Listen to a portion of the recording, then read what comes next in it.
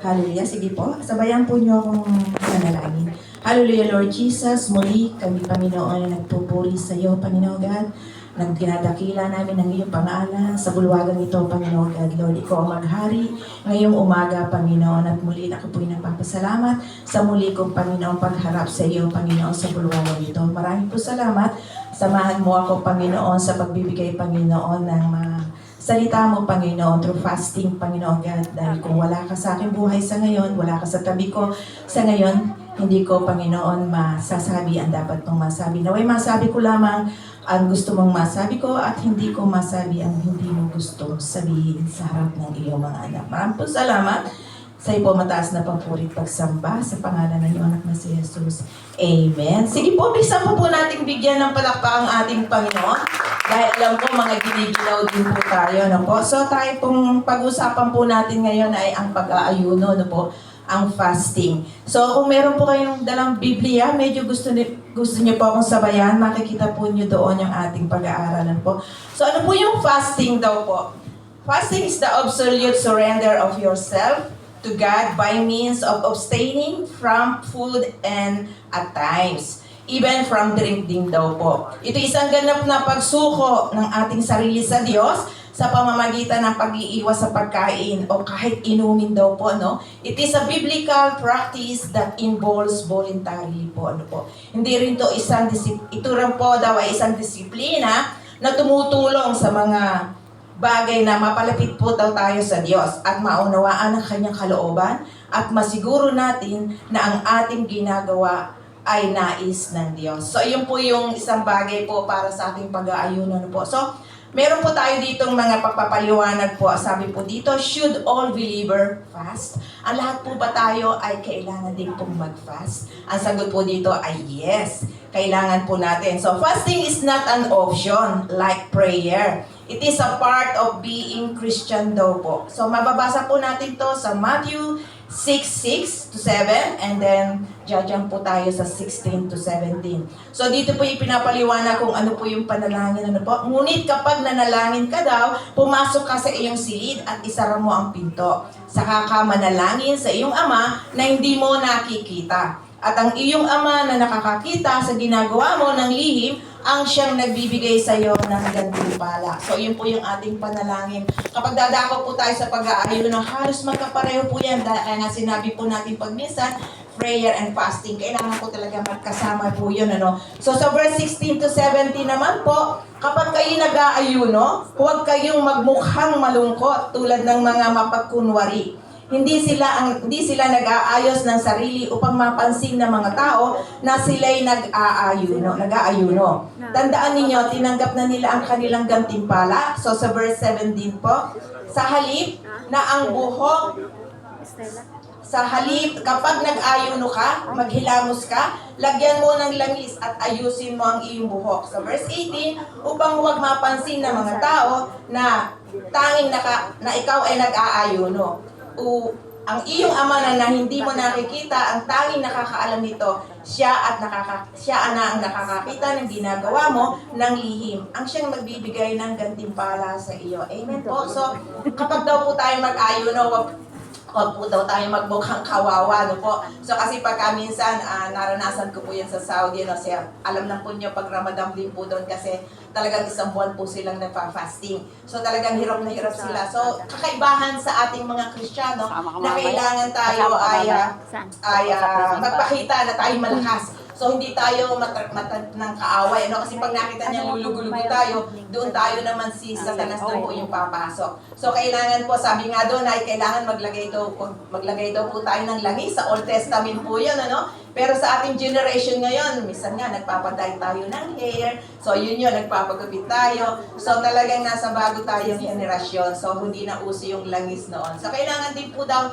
na maging masigla po tayo para tayo sa ating pag-aayuno. So, ang number 2 po, why must a believer fast? So, bakit daw po tayo nag-aayuno? So, letter A po, every believer must fast. We should fast. So, sinasabi po dito, we should fast daw po. So, number 1, so, bakit daw po, So, that we may find God's will and direction for our lives. So sa pag-aayuno, kailangan maranasan din po natin o malaman natin kung ano yung layunin ng Diyos para po sa atin. So mababasa po natin to sa Ezra 8:2, nang magkagayoy natanyag ako ng ayuno, nagtanyag ako ng ayuno doon sa ilog ng Ahava upang tayo'y magpakababa sa harap ng Diyos upang humanap sa Kanya ng matuwid na daan sa ganang atin at sa ating mga bata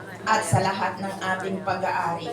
So dito daw po sa pag-aayuno po, sinabi po dito ni Paul na kailangan daw po kasi na kumbaga nagtatag siya, kailangan natin kinumbinsi niya yung mga tao doon na kailangan mag-ayuno tayo para sa ganoon daw po ay magabayan sila ng ating Panginoon na mapagtagumpayan ng kanilang gagawin. Katulad na example po natin ni Esther, kung alam po at nabasa po natin ang istorya ni Esther, di ba sinabi po doon na niligtas na yung kanyang sambahayanan at pinagkatiwala niya. Minsan sinabi, yung kanyang buhay, sabi nga niya kung ako'y mamamatay, siya'y mamamatay, di po ba? Pero dahil po sa ginawa niya lang pag-aayuno, sila po'y nagtagumpay. Ang mga Hudyo po ay nagtagumpay na hindi sila napahamak sa kamay po ng mga kaaway po. So, amen? So, number 2, that we may understand God's word daw po. So, mababasa po natin yan sa Jeremiah 36:16 po. So, and then, that we may intercede to other behalf po. So, ito po yung mababasa din po natin sa, nakalimutan ko palagay yung verse, sorry po, So, sa letter B po tayo, 10 specific promise of fasting daw po. Mababasa po natin to sa Isaiah 58, verse 5 to 9, and then 11 to 17 daw po. So tayo daw po yung magkakaroon ng light. So ito po yung kaliwanagan din po. Health, righteousness, glory, answered prayer, continuous guidance,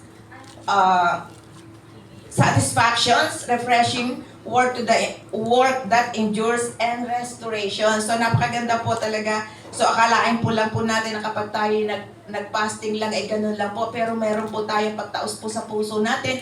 Ang ating pag-aayuno, may gagawin po, kikilos ang Diyos sa ating buhay. So mararanasan po natin doon yung restoration. So mamamangha na lang po tayo dahil nararamdaman po natin kahit tayo ay hindi kumakain po, pero naandun din po yung kalakasan ng ating physical at ang lalong-lalo ng ating spiritual. So what are the different ways to fast po daw? So meron po tayo ditong 4 na mga ways po ng pagpa-fast. Number 1 po yung normal fast. Ano po ba yung normal fast? Ito po ay abstaining from food but not from water. So ito po ay tubig lamang. So buong maghapon, tubig lang po yan. So yun po yung normal fast po. And then letter B, partial fast daw po. So ano pong ibig sabihin nito? Ito po yung abstaining from food for a short period. So example po, 1 meal. So ano po ba ibig sabihin nito? Halimbawa sa isang araw po, kung ang gusto nyo po ay sa umaga lang, na hindi kayo magkukwit kayo ng food, or sa tanghali o sa gabi. So isang meal po, mag-i-start po tayo muna sa mga ganong kaiksing pamamaraan po ng ating pag-aayuno. So ang absolute fast po ay katulad din po yan ng supernatural fast. Ito po ay dry fasting po, ay katulad po ng ginawa sa Deuteronomy 9 po, ni Moises po, So, dry fasting like Jesus is no food daw po and no drink. Nagfast po sila ng 40 days and 40 nights po, di po ba? So, hindi nila naramdaman kung ano. Kaya nga po tinawag na supernatural, po. So, siguro naman ay makakagawa tayo, pero ito po ay talagang diretso po siguro, So, kasi po tayo, pwede po tayong magdiretso ng isang buwan katulad sa Ramadan, pero meron silang meron silang 4 hours yata, nakakain sila. Pero ang ginawa po ni Moises at ni Jesus ay straight po na 40 days and 40 nights po. So ano po ba ang purpose po ni Jesus sa kanyang pagpapast po noon? His purpose of his fasting was to draw near to God, to help, para po mapalapit o mahilingin sa kanyang ama noong time na yon ng pagtulong sa kanya sa gagawin niya at sa kanyang mararanasan na sakripisyo po. Ito po yung tinatawag na kanyang layunin ng ama dito po sa lupa po na po. Amen po. So ano naman daw po yung purpose naman po daw po ni Moises? Ito po ang purpose niya ay he was with God and not to pass because he was with God, and with God all things will be impossible. Po, yun po yung kay Moises naman po, natutunan din po niya yon. So kapag po tayo talaga ay tapat sa ating pag-aayuno, hindi yun susunod ka lamang po sa inuutos sa'yo mag-ayuno ka, pero wala naman din po sa ating puso. So iba po yung mararanasan kesa yung talagang tao sa puso natin na tayo mag-aayuno. Doon po ninyo mararamdaman kung ano yung sinasabi nating restoration at yung glory sa ating buhay. So amen po. Dahil kapag po tayo may mga hinihiling po, ano po, sa ating ginagawang pagpa-fasting, di ba pagka tayo mayroong hinihiling, sinasabihan po tayo, nagbababa po sila na mag-fasting tayo para matupad ang ating hinihiling sa ating Panginoon. Amen po? So how should a believer prepare for a fast? So paano daw po maghahanda ang katulad natin sa pagpa-fasting, ano? So suggested guidance po ito, no? On fasting. Set a regular time to fast. Kailangan po meron tayong regular na time sa ating pag-fast. So bago po tayo mag-start ng pag-aayuno, kailangan nasa isip na po natin kung anong oras tayo mag-aayuno. Then continue po, kinabukasan ganun din po. Huwag po tayo pabago-bago ng fasting dahil mababago din po ang ating katawan o yung ating sikmura. Kasi kung ihanda natin ng time natin sa isang fit na oras lamang, so kinabukasan nakahanda na rin yung ating katawan sa mga ating pagdadayet o pag-aayuno. Ano po. So, number 2, be aware of different kind of fasting. Kailangan nalalaman po natin ang ating ginagawa. Ano po, pag-aayuno. Read and meditate on God's Word. So, alam po natin yan talaga. Kailangan po natin talaga mag-meditate. So, magsaliksik muna po tayo ng magsalita ng Diyos para po sa ating pag-aayuno ay laging kasama po natin siya at sasamahan natin talaga siya. And then soul search before coming to God in prayer. So kailangan po natin itong magpasaliksik po. Ano po? Pray for God to expose at magpasaliksik daw po tayo para ma-expose po daw yung hidden sin natin sa ating Panginoon. So kailangan din talaga po natin ang ating Panginoon pagka po tayo nag-aayuno. Hindi lamang yung si sarili at ang sarili po natin. Kailangan kapartner po natin ang ating Panginoon sa ating pag-aayuno. Kaya nga po sinasabi natin na tayo ay quiet lamang pag-aayuno, hindi natin kailangan ang ibang tao. Katulad din ng panalangin, kapag tayo pumasok sa ating kwarto, doon po tayo manalangin at hindi sa harap ng tao. Amen po. So, confess your sin before God, ask for God's forgiveness. So, alam po din po natin yan na kailangan po natin na mahingi mo ng patawad sa ating Panginoon para po tayo ay dinggin ng ating Panginoon at malalaman din po ng ating Panginoon din kung ano yung motibo natin sa gagawin nating pagpapasting po. Ano? So, commune with God through praise and worship. So, halimbawa, katulad po, ginagawa ko po ito habang bago po ako mag-ayuno at ako po ay naglilinis lamang bilang isang sa bahay nagtatrabaho. So, nag-worship po, mostly talaga na sa araw-araw tayo ay naghihim po kung di natin alam yung lyrics at tayo nagpe-praise and worship po sa ating Panginoon. So, ganun din po, lalong-lalo na kapag po tayo bago mag-start ng ating pagpa-fasting po. Ano po? So, fellowship with God, let His manifested commune presence will fill with your heart. So, kailangan din po natin talaga na maramdaman na ang talagang ating pag-aayuno ay talaga nasa ating puso at ang Diyos ay mararamdaman din po natin kapag siya, ang presensya na po niya ay nasa tabi na rin po natin. Ano po? Ito po yung start po natin bago po tayo mag-aayunon po. Talk to God earnestly in prayer. So, alam po natin yan. Let God take you deeper into His love and care. So, intercede po for others din po. Ano po? So, kailangan din po, pag tayo din po ayuno din, kailangan isama din po natin ang ating kapwa din po natin na nag-aayuno. So, kapag po nakita natin na ang kapwa po na yun ay merong gawain, so kapag sinabi pong i-intercede din po natin, nakakatulong din po tayo sa ibang kapatiran natin through po sa pag-aayuno din po natin. So, present your personal request before God. Kailangan po din natin na kung tayo ay meron tayong hinihiling sa ating Panginoon, yun po talaga ang ating magiging purpose din para po tayo bakit po tayo nag-aayuno, kung ano po yung layunin din po natin o yung ating hinihiling sa ating Panginoon. Sing song of thanksgiving. So ayan po yan, palagi po natin ginagawa yan kapag bago po tayo nagsa-service, di po ba nagkakantahan tayo para magpasalamat sa ating Panginoon, and then surrender your life and will before God. So, kailangan talaga po tayo magpakababa sa ating Panginoon. Ibaba po natin ang sarili at hayaan po natin na ang Diyos ang siyang manguna sa ating mga gagawing pag-aayuno. Say amen po. So, meron po sinasabi dito na reminder for fasting daw po. So, meron din pong pagpapaalala po para po sa ating pag-aayuno, no? We need to have the right attitude towards our body. So, kailangan din po natin na alagaan din daw po ang ating katawan sa ating pong pag-aayuno. Hindi po gusto din ng ating Panginoon na tayo magkakaroon ng sakit pag sa ating pagpa-fast po. So, mababasa po natin to sa 1 Corinthians 6:19-20. So, sinasabi po dito, do you know that your body is a temple of the Holy Spirit who is in you, whom you receive from God? You are not your own. So, hindi na po tayo talaga dito, ano po? So, you were bought at a price. Therefore, honor God with your body. So, sinabi po dyan, kailangan po daw po nating ihanda ang ating physical na katawan. Ang battleground po sa panahon ng pag-aayuno ay hindi lamang sa espiritu, kundi po daw po sa ating katawan, sa ating kalusugan. Dahil po kasi kung tayo po mag-aayuno na hindi po natin pag-iingatan, kung halimbawa meron po tayong karamdaman, alam natin maaapektuhan po ang ating karamdaman. So, wag po nating ituloy o iklian din po natin ang ating pong pagpa-fasting, yung kaya po ng ating katawan at ng ating kalusugan. Nung po ako yung nag-aayuno po ako, no? So, kasi po nagte-take po ako ng medicine, maintenance po, no po? So, kailangan ko po ng tubig. So, yun po, hindi po ako pwede mag-dry talaga ng the whole day. So, kailangan ko po ng normal fasting po, ano po? So, and then sinabi po diyan, fasting is a very practical way to keep our body healthy. If we fast, many physical problems may be solved. So sa atin din po pag-aayuno, meron din pong nagagawang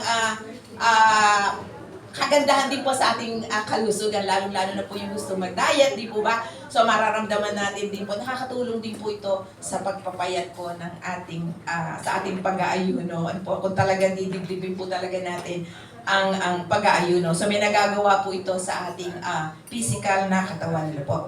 So hindi tayo nag-aayuno dahil lang sa mga pangangailangan or dahil dumadating ang malalim na problema. Nag-aayuno tayo upang higit na makilala ang Diyos at upang magkaroon din ng pakikisama sa Diyos, upang magkaroon tayo ng kalapitan sa Kanya. So, nasabi ko na rin po ito kanina na kailangan ang pag-aayuno din po ay hindi lamang po sa ating kahilingan, kundi para din sa ating mapalapit tayo sa ating Diyos at maramdaman natin ang presensya ng ating Diyos sa ating buhay, ano po. So, katulad po ng sinabi ko din po talaga kanina, yung kay Esther, kung ano po ang ginawa ng pag-aayuno sa kanyang lahi, ano po, sa kanyang lipi, ano po. So, amen. And then, how long should a believer fast? Gano'n daw po katagal, ano po. So, do not begin with a very long fast, 1 week or 40 days. Kasi kung tayo po'y bago lang mag-aayuno, so kailangan po talaga na magsimula lang tayo sa maiksi lang po, no? Huwag po natin bibiglain at baka mabigla din po ang ating katawan. So, doon po tayo manghihina. Begin by omitting the last meal of the day. So, kailangan daw po yung huling meal natin, doon po tayo ay mag-commit po tayo. Doon po natin subukan mag-fast. And then, magsimula sa maliit na sukat, pagkatapos ay unti-unting pahahabain po natin, ano? At ang ating pag-aayuno. Sa iyong mga pag-aayuno, sa pangalan ng Diyos, siguraduhin tama ang iyong motibo. So kapag po tayo, sinabi din po dito na kung tayo nag-start po tayo ng 1 meal, and then sa susunod na ating pagpa-fast, after nakatapos yung ating intakdang panahon ng ating susunod na pag-aayuno, pwede na po natin gawin dito ng 2 meal hanggang sa marating po natin na pwede na tayo, kaya ng katawan natin na mag-fasting tayo the whole day. So, amen. Praise God. So, wala naman pong imposible kapag po talagang hiniling natin to sa ating Panginoon. At pag tayo, akala po natin ay may mga benefit po kasi tayo makukuha din sa ating pag-aayuno. The more na tayo nag-ayuno ng mas mahaba, the more na mas malaki ang pagkakaloob ng ating Panginoon sa atin. Nakikita niya tayo kasi kung paano tapat tayo nag-aayuno sa Kanya. Po? So, extra time for Bible reading. What happened as a believer fast? Ano mangyayari sa atin kapag tayo ay nagpa-fasting po? Ano po? So, extra time for Bible reading, ang prayer is taken. So, kapag tayo nag-aayuno, natututo tayo manalangin ng tapat. Natadagdagan yung ating panalangin sa ating Panginoon na dati hindi natin ginagawa.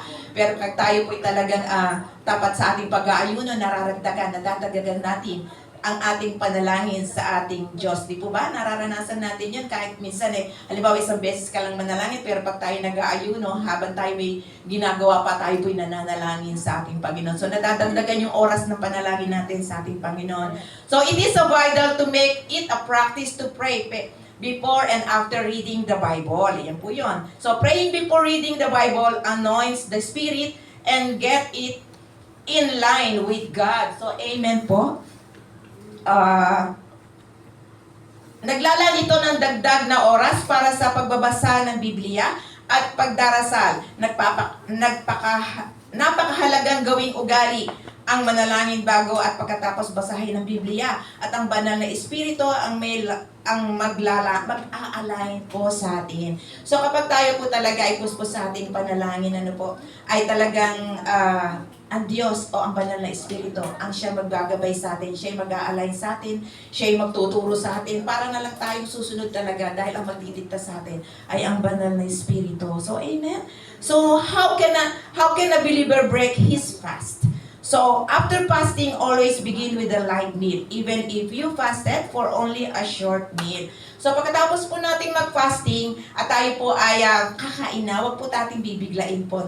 Talagang, dahil po, empty po yung ating stomach, pag po natin ito ay binigla, so kailangan makakaramdam po siyempre tayo ng sakit na dyan. Naranasan ko po yon. So sa gutom ko po kasi noon, hindi ko naman po kasi alam sa unang-unang pagpapasting ko po, ay talagang sumakit po yung dyan ko. So kailangan po man-man. So slowly din po ang ating kung baga nag-start tayo ng 1 meal, ganun din po sa ating after fasting, mag-start din po tayo ng dahan-dahan din po sa ating pagkain. Ano po?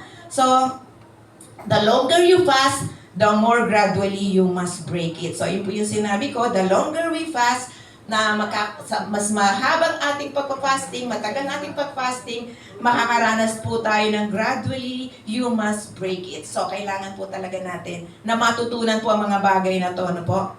If you fast a long time, your stomach will be like a baby. So, ito po yun. It actually takes a week to get back to a normal diet. Sabi po dito na kailangan po talaga tayo ng mga ilang araw pa tayo para bumalik din po yung ating normal na pagkain po. So, kailangan po dahan-dahan po. Hindi naman siguro tayo magkakasakit sa dahan-dahan na yan dahil kasama natin ang Diyos. So, siya po talaga ang magbibigay sa atin at gagabay sa atin sa ating pag-aayuno. Kasi yung pag-aayuno po, hindi lang po sa ating hinihiling Ito po para din po tayo mapalapit din po sa ating Diyos, na maramdaman natin yung kalapitan sa ating Diyos. So, nandun po at meron tinuturo ang Diyos sa atin. Kaya po tayo magsisimula po sa prayer and fasting. Dahil fasting lang po, ito, sinama ko na rin din po yung panalangin. Sa akin pong conclusion, sa layunin po natin, malaman kung ano ang nais ng Diyos na gawin natin at ang kanyang layunin sa ating buhay. So, ito po yun, At hindi natin matutuklasan ng kanyang nakatagong pagpapala. Ito po, yun. Amen. Napakaganda po talaga. Kaya, naisin natin gawin ang pag-aayuno sa tamang oras na nais at tamang haba ng oras para sa magawa natin para sa magaan na pakiramdam. So, sa pag-aayuno, kailangan din po natin na maramdaman natin ang mga ating hinihiling sa ating Panginoon ay natutupad. So, para po magkaroon din po tayo na talagang kasagisigan na tayo po'y patuloy na mag-fasting katulad po tayo ngayon. Tayo po ay nasa fasting time po, dahil sa ating mga kahilingan sa ating darating na camp. Ano po? So, ang mga bagay pong yan ay hinihiling po natin dahil para din po ito sa kaluguran ng ating Panginoon. Ano po? Kasi pag tayo po ay nagtagumpay, so alam po nating tagumpay din ang Diyos sa ating buhay, sa ating lahat. So, amen po. Praise God po. So, samahan po niyo ako sa aking pangwakas na panalangin. Hallelujah, Lord Jesus. Muli, Panginoon. Hallelujah, Lord. Maraming salamat, Panginoon, sa paggabay mo sa akin sa oras nito. Nawa, Panginoon, may naiwan ako, Panginoon, na naibahagi sa aking mga kapatid na nakikinig sa ngayon, na mga salita mo na may meron silang napulot, Panginoon God, o meron silang natutunan, Panginoon, sa pagdating ng takda ng kanilang oras na sila ay handa na sa pag-aayuno, Panginoon. Samahan mo ang bawat isa, gabayan mo din po ang bawat isa, at ibigay mo sa puso ng bawat isa kung ano, Panginoon, at hikain ng isang pagpa-fasting. Maraming pong salamat. I'll give you back the glory, honor, and adoration. In Jesus' mighty name we pray. Amen.